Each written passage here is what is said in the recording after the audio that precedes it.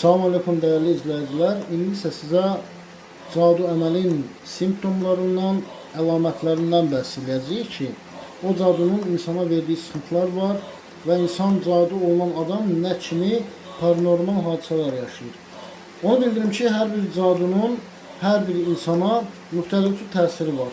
Ola bilər bu sadaladığımız əlamətlər insanda olmasın, amma mütləq o cadu əməl onda varsa, zamanla o simptomları vücuda getirir, yaşatdırır həm insana, həm ailəsinə. Birinci növbədə bir insan tez-tez paranormal hadisələr yaşamaya başlayır. Bəli, paranormal hadisələr yaşamaya başlayır. Sıxıntının birindən çıxmamış, digər sıxıntı həm tibb təbabət elminin vücuda gətirmədiyi xəstəliklər yaşayır. Göz qabiliyyətinin zəifləməsi, qulaqlarının eşitmə qabiliyyətinin zəifləməsi, nəfəsdən heç kimin duya bilmədiyi pis qoxular iyi gəlməyə başlayır burnuna, heç kimin eşitmədiyi səslər duymaya başlayır, fısıltılar, qaranlıq negativ enerji varlıqlar görməyə başlayır, sanki biriləri onu izləyir, düşür arxasınca.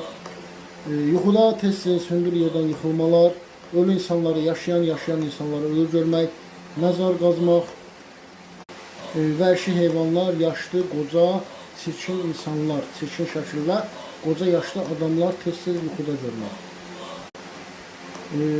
Ağrıyan yerlər daha da çoxalmaya başlayır, səhhəti ilə bağlı şikayətlər artır.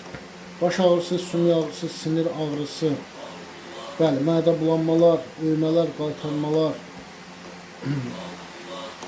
Hərdən görsən, cadu əməlin ağır və gücündən asılıda, arda-arda tez-tez olunanda sağlam insanın vəfat etməsinə də səbəbiyyət verir. Çünki hər bir insan ayrı bir enerjinin, ayrı bir bədən, fiziki gücün sahibidir. Hərə bir cür o xəstəliyə tab gətirir. Bəli, cadu əməl ağır şəkildə anlaşılmayan xəstəliklər vücuda gətirdiyinə görə bədən artıq mübarizə eləmək yetkisi, gücü azalır və xəstəlik onun ölümünə, vəfatına səbəb verə bilir. Həkimə gedirsən, sənə sağlam olduğunu bildirir. Amma sən ağrıyırsan. Rentgen sənin ağrıyan yerini təyin eləmir. Cadu qoymur ki, o sənin xəstəliyini ortaya çıxartsın ki, müalicə eləyəsən və sağalasan. Ruzi ilə bağlı dəhşətli dərəcədə ağırlıqlar hiss edirsən. Bədəndə ləkələr əmələ gəlməyə başlayır. Heç bir zərbə, xəsarət olmadan finə ləkəsi, göyərtilər, səpkilər və s.